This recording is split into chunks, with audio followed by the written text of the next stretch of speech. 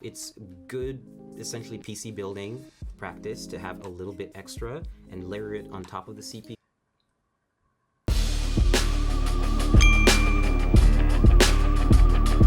All right, before we watch this video, I just want to say, I normally don't do reaction type videos, but I heard this one was really good. So if you guys haven't heard, basically The Verge built a $2,000 gaming PC, and apparently it was pretty cringeworthy.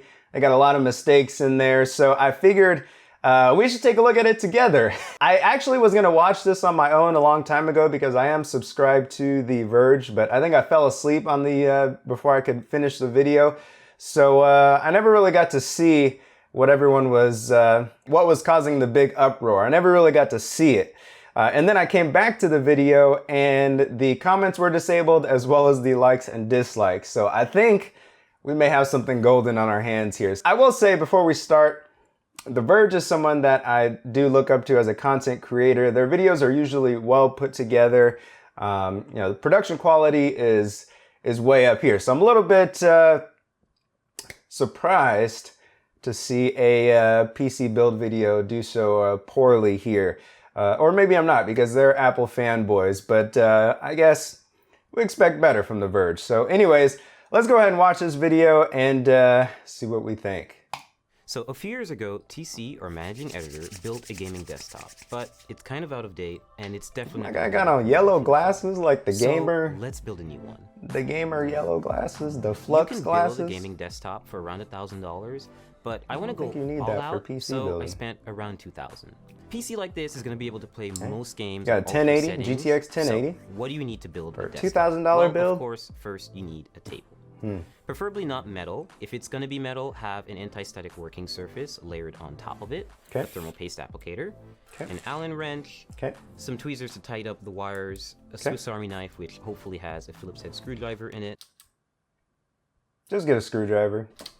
And last but not least, an anti-static bracelet, which is to protect you and the parts. These are the parts you're going to need, but... where's the rest of it? You're supposed to have a little, clip. Goes like this. You ground to the case. Check the box. Before we get there, we need to understand. So next we're going to install the RAM on the motherboard. Everything's looking good so far. I don't, 16 gigabyte other than the grounding strap still on his damn hand. What do you think that grounding strap is going to do if it's not grounded to anything? Step 3, we're going to install the... Oh wait, hold up. I see that right down there at the bottom. He's got the RAM sticks in the slots right next to each other. So bam and bam. What you should do is read the motherboard manual and see which slots are recommended to be populated first. Because if you want optimal performance on this platform, it supports dual channel memory. In order to get dual channel memory support, you need to plug in the RAM sticks on specific slots. So read your damn manual. The hard drive. But that's not a big deal. The Whatever. NVMe SSD. Just saying. I chose this format of solid state drive. Okay, so step 4, we're going to install the graphics card. I chose PNY's GTX 1080, which is overclocked. And so it's a pretty easy installation. You're just going to find the gold connector. Oh, no backplate. That's not allowed on YouTube anymore. It's not allowed. And you're going to line this bracket with the back end bracket of your PC case. Now, which lane you choose depends entirely on what other parts you're going to put in the system. I'm just going to pick the top one because the SSD is at the bottom and I don't want to cover it.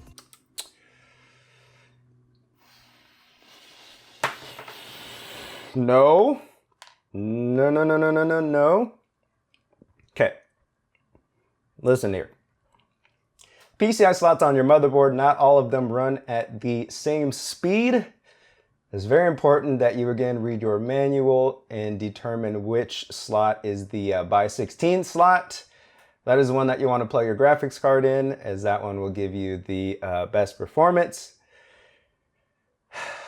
Maybe you could do it in a by 8 slot and it really won't make a difference, but really you want to put it in a by 16 slot. Do not just read your damn manual.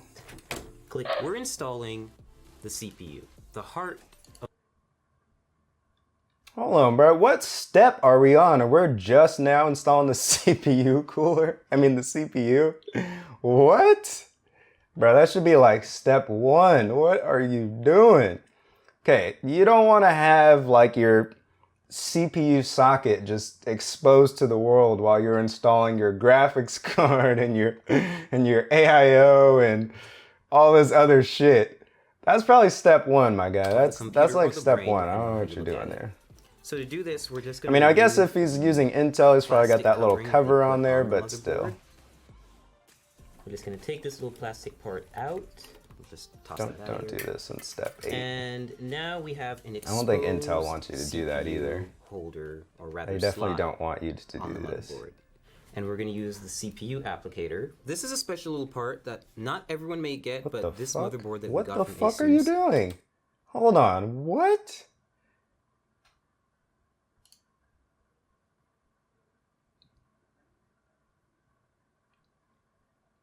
There's no pins on that CPU. What? Not everyone may get, but this motherboard that we got from ASUS definitely does have. It's called a CPU installation tool. It makes it really useful if you want to install a Core i7 hexa-core CPU. Yeah, we've got one, and it's an 8th generation chip, and it's ready to go. The fuck kind of CPU was that? I missed it. Core i7 hexa-core CPU. Yeah, we've got one, and oh, they got a fucking engineering sample. It doesn't say, I guess it doesn't say the, it's an 8th generation chip, and it's ready to go. I guess it doesn't say the and retail name on it. So what having this... I'm assuming it's 8700K is though. Basically a brace that you can apply right to the CPU and light it up with the triangles that you'll see on the bottom left corners. And this will make it easier for us to apply it to the motherboard and then apply thermal paste and then apply a CPU cooler on top. And we're just going to carefully... I'm sorry, what just happened? He put the... whatever that shit was... Wait. He put the CPU in the thing, and then he just fucking sat it on top. Like... What? And then apply thermal paste, and then apply a CPU cooler on top. And we're just going to carefully lean it down into the system and make sure that everything lines up. And we're going to clasp down. Where's the black thing at? It's on the... Bruh, look. Look to... watch. Look like above his head directly for that black thing in this next shot. Make sure that everything lines up. And we're going to clasp down on it. And it's right there. I thought you used it to put the CPU in. We'll be good to go. I don't know. So we're about to apply thermal paste to the CPU. Hey, my guy lied like hell on his job application. Every CPU cooler actually comes with a bit of thermal paste already neatly applied in a circle around it. But it's usually not enough. It's good, essentially, PC building practice to have a little bit extra and layer it on top of the CPU. No, the fuck it is not. The final portion is to add the CPU cooler to the... Bruh, this dude put thermal paste on thermal paste. This dude put thermal paste on thermal paste for top optimal cooling. Processor. So you're going to see that there are 4 brackets, or rather like screws. Ooh. Listen. Putting a dot on your fucking CPU will get you comments on YouTube. I just want to know what the comments were like when they saw this shit right here. Look at that. What is that?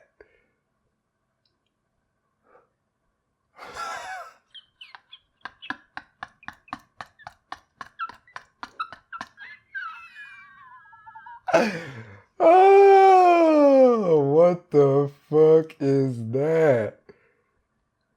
It looks like something like, oh my god, I don't even know what you're...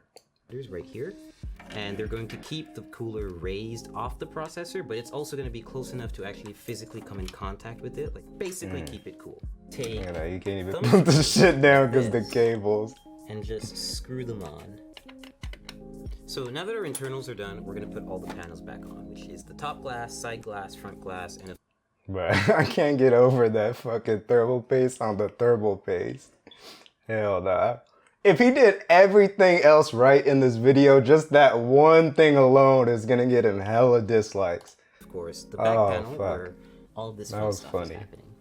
So we fully built the PC. Everything's Oh, bruh. Hold the on. back panel where all of this fun stuff is happening. So we fully built the PC.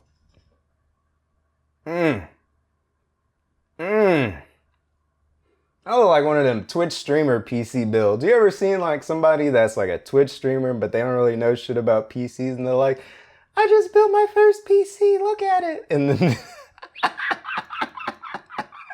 and then you see all these fucking cables everywhere, like, oh, you just go, and then they'll be like, I'll do it later. And then the shit just stays that way for the whole entire time that they have the PC. Like, bruh, what is this 8-pin cable doing? 24-pin is just like... PC, everything's put together, and we got to the post screen. Right here. So what's next? Well, you need a USB flash drive with your Windows installation media on it, and of course... I will say though that like it's really well shot, put together still. I mean, like they're still doing their thing. I don't know if this guy's like working out of his own place and he's just like sending shit in, or if he's like actually at like the Verge studio or whatever, but it's actually well shot at least. Shit, better than me. Course, a license key. So I plugged that up, but install Windows in a couple of minutes, install a bunch of though. drivers, and now we have a fully functioning gaming PC ready to run some games. Playing against a bot, League of Legends, and I'm that distracted, is not PC so I'm not Master actually doing Race. so well. But otherwise, like this is pretty much what you would see me do on a gaming computer. Test stuff out. This is the Twitch and starter pack hopefully right here. have really high frame rates like I am right now. I'm averaging 120 FPS, and that's only because I've actually locked the game to that frame rate, because I can get around 300 FPS playing League on maximum settings. Yeah.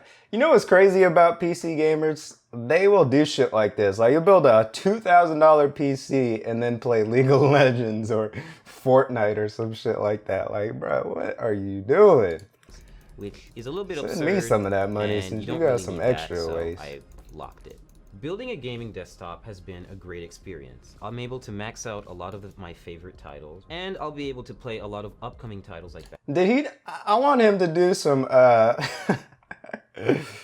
want him to do some CPU cooler testing. Let's get some stress testing in here. I want to test out this theory. Battlefield Thermal 5, paste on thermal paste. He might be onto something. You guys never know. About the parts I have. When ray tracing GPUs come out, for example, I'll be able to upgrade without having to buy a completely new system. And if I have a problem down the line, I can always just swap out a part and have it serviced rather than losing my whole computer. And of course, now we also have a computer to test. Got them flux goggles. You got them flux goggles. Damn. Okay, all right, that's enough. Here's the thing. Like I said, The Verge always puts out normally The Verge puts out top quality content. It's always visually appealing. I'm a big fan of their stuff, but this shit right here, you guys need to reshoot this damn video. This is not it. There's a, you don't know as much about PC building as you think. You need to go back, do some research, and make this shit over again. This is all I could say. I'm not really one to call anyone out or make fun of people online or any shit like that, because I only get about 15 views a video anyway.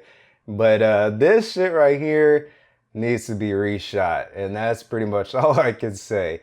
Hopefully this dude didn't lose his job over this. Hopefully he can come back, do some proper research on the video, and show us his actual skill set, because this right here is not it. But let me know what you guys think about this down in the comments below. Let me know if you missed anything that, or if I missed anything rather, that you saw in this video that stood out that he did wrong. And that's about it. Don't put thermal paste on thermal paste. And I'm out of here. See ya!